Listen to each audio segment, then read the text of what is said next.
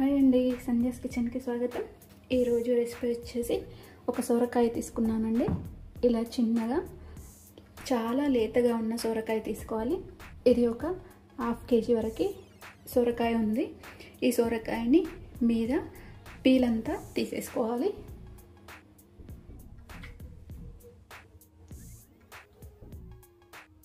ఈ పీలంతా కూడా తీసేసుకోవాలి.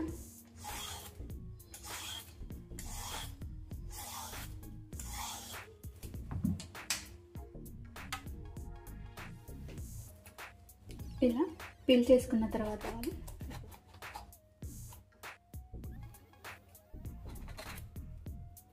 ఇలా కట్ చేసుకోవాలి. ముక్కలుగా కట్ చేసుకొని ఈ మధ్యలో ఉన్న ఈ తెల్లడంతా కూడా తీసేసుకోవాలి.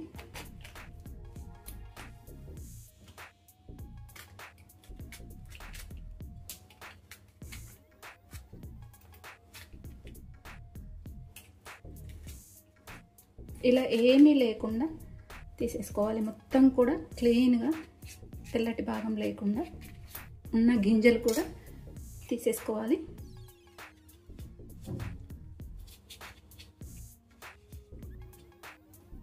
ఇలా క్లీన్గా తీసేసుకోవాలి.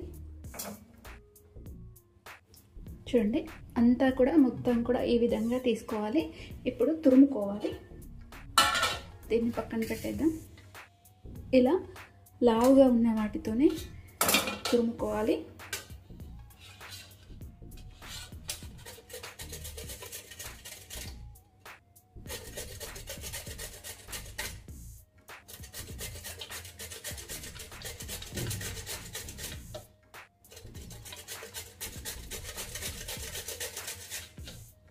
చూడండి, మనకు ఈ విధంగా రావాలి.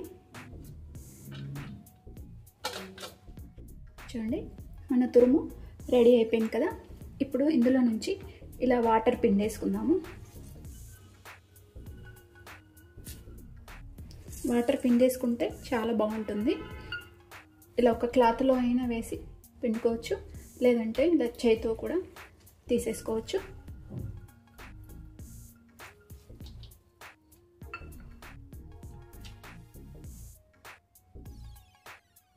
ఇప్పుడు వాటర్ అంతా ఇందులో నుంచి తీసేసుకున్న తర్వాత ఇక్కడ ఒక పావు కప్పు వరకు వచ్చాయి. ఇప్పుడు స్టవ్ వెలిగించుకుందాం. ప్యాన్ పెట్టుకున్న తర్వాత ఇందులో 2 టీ స్పూన్ల వరకు నెయ్యి వేసుకోవాలి.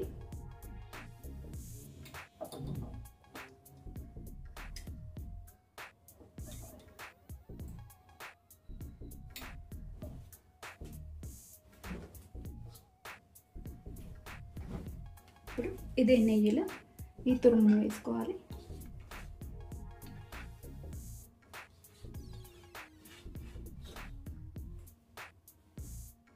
ఇలా తురుమును వేసి ఒక 2-3 నిమిషాలు వేయించుకోవాలి.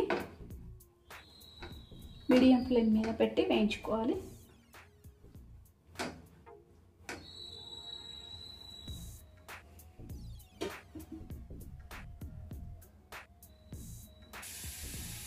ఇప్పుడు ఒక 3-4 నిమిషాల తర్వాత ఇందులో ఒక ½ కప్పు వరకు వాటర్ వేసుకొని ఈ సొరకాయ అంతా కూడా సాఫ్ట్గా అయ్యే వరకు ఉడికించుకోవాలి. నీళ్ళంతా ఇంకిపోయే వరకు వీటిని ఉడికించుకోవాలి.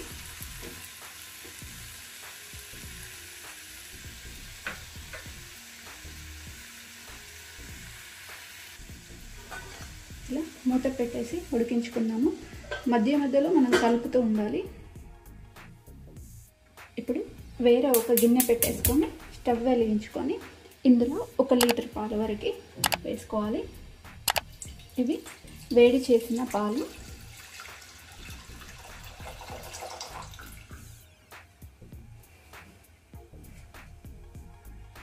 ఇప్పుడు ఈ పాలని ఒక మరుగు వచ్చే వరకు ఉడికించుకోవాలి.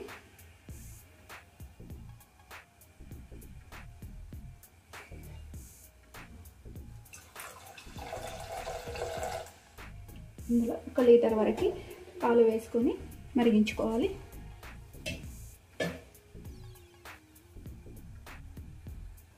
ఇప్పుడు ఒకసారి మూత తీసి చూసుకుందాము. చూడండి, ఇందులో ఉన్న నీళ్ళన్నీ కూడా ఇంకిపోయాయి, సోరకాయ కూడా సాఫ్ట్గా అయిపోయింది. ఇప్పుడు దీన్ని పక్కన పెట్టేసుకున్నాము.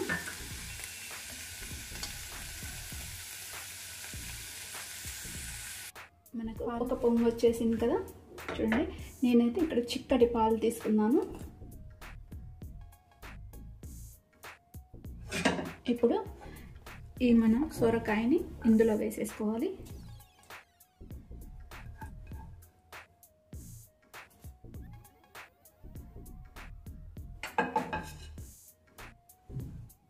ఇప్పుడు ఒక పావు కప్పు వరకు సగ్గు బియ్యాన్ని తీసుకోవాలి. ఈ సగ్గు బియ్యము ఒక 20 నిమిషాలు నీళ్లు వేసి నానబెట్టుకోవాలి. ఈ సగ్గు బియ్యాన్ని కూడా ఇందులో వేసేసుకోవాలి.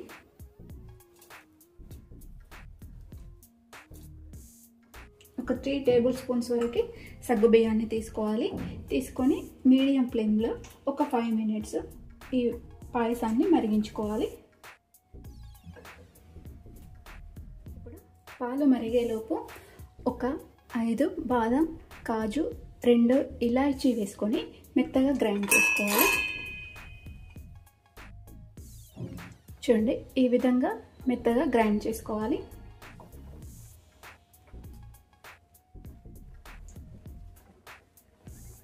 ఈ పాలు మరుగుతున్నప్పుడు ఈ సైడ్లో ఉన్నంత మీగడంతా కూడా ఇందులోనే కలిపేసుకుంటూ కలుపుకోవాలి.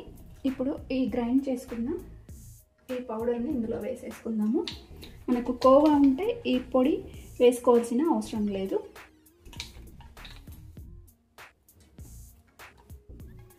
మంచి క్రీమీగా చాలా బాగుంటుంది ఈ పొడి వేయడం వల్ల.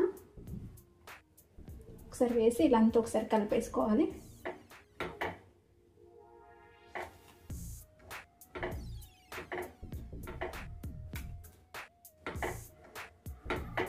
ఇలా కలిపేసుకున్న తర్వాత ఇందులో ఒక 1/2 కప్ చక్కెర వేస్తున్నాను. స్వీట్ కొంచెం ఎక్కువగా తినాలనుకుంటే 3/4 కప్పు వరకు వేసుకోవచ్చు. నేనైతే ఒక 1/2 కప్పు వరకు వేస్తున్నాను. వేసి ఇదంతా ఒకసారి కలిపేసి ఉడికించుకోవాలి.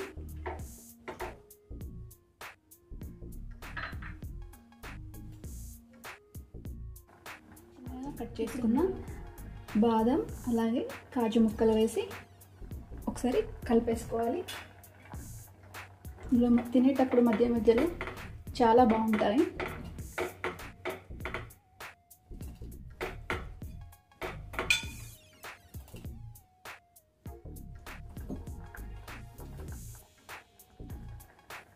ఇప్పుడు ఇందులో నేను ఒక ఈ పాల మీగడ అనేది తీసుకున్నానండి. మనకి ఇంట్లో పాల మీగడ ఉంటుంది కదా, అది తీసుకొని ఇలా చేసుకున్నామనుకో ముద్దలుగా లేకుండా మొత్తం పేస్ట్ లాగా అయిపోతుంది. ఇప్పుడు దీన్ని ఇందులో వేసేసుకోవాలి.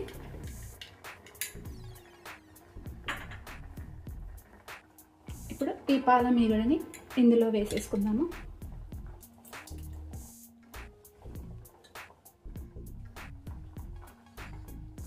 వేసేసుకొని ఇలా ఒకసారి కలిపేసుకుంటే మరొక నిమిషం పాటు ఉడికించుకుంటే సరిపోతుంది. 1 లేదా 2 నిమిషాలు ఉడికించుకుంటే సరిపోతుంది. మనకు సగ్గుబియ్యం కూడా ఉడికిపోయాయి, సొరకాయ కూడా ఉడికిపోయింది.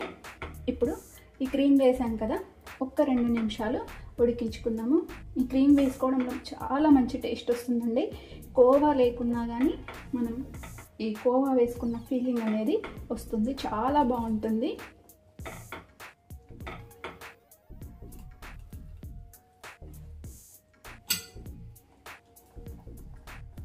ఇప్పుడు ఒక 2 నిమిషాల తర్వాత మనము స్టవ్ ఆఫ్ చేసేసుకుందాము. చూడండి, పాలు చిక్కగా అయిపోయాయి కదా. మనము చూడండి ఎంత క్రీమీగా చాలా బాగుంది. నేను ఇక్కడ ఫుడ్ కలర్ ఏమీ వేయట్లేదండి. కావాలనుకుంటే మీరు ఇప్పుడు ఫుడ్ కలర్ వేసి 1 నిమిషం పాటు మరిగించుకోవచ్చు. ఫుడ్ కలర్ అంత బాగుండదు మన హెల్త్కి, కాబట్టి నేను స్కిప్ చేస్తున్నాను. మీరు కావాలంటే వేసుకొని కలుపుకోవచ్చు. 1 నిమిషం ఉడికించుకుంటే సరిపోతుంది. ఇప్పుడు స్టవ్ ఆఫ్ చేసేసుకోవాలి. మీకు ఇంకా షుగర్ ఒకసారి టేస్ట్ చూడండి, ఇంకా షుగర్ మీకు పడుతుంది అనిపిస్తే వేసుకొని కలుపుకోవచ్చు. ఇప్పుడు స్టవ్ ఆఫ్ చేసేసుకుందాము. ఇంతేనండి, మన సొరకాయ పాయసం రెడీ అయిపోయింది. అలాగే కద్దూకా కీర్ కూడా అంటారు. చూడండి ఎంత క్రీమీగా, చాలా బాగుంది. మరి ఇంకా దగ్గరగా ఉడికించుకున్నాం అనుకోండి అది గట్టిగా అయిపోతుంది. కాబట్టి ఇలా ఉంటే సరిపోతుంది మనకి. చూడండి చాలా చాలా బాగుంది, చాలా టేస్టీ, చాలా సింపుల్గా కూడా చేసుకోవచ్చు ఇంట్లోనే. మనము ఫుడ్ కలర్ మాత్రం నేను అవాయిడ్ చేశాను.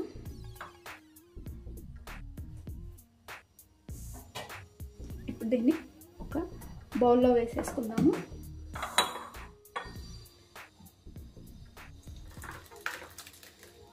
ఇలా కొంచెం ఫ్రిడ్జ్లో పెట్టుకొనైనా తినొచ్చు, లేకపోతే డైరెక్ట్గా తిన్నా కూడా చాలా బాగుంటుంది. చాలా సింపుల్ రెసిపీ. మీరు కూడా ఈ విధంగా ఒకసారి ట్రై చేయండి. అలాగే లైక్ చేయండి, షేర్ చేయండి, నా ఛానల్ని సబ్స్క్రైబ్ చేయండి. Thanks for watching.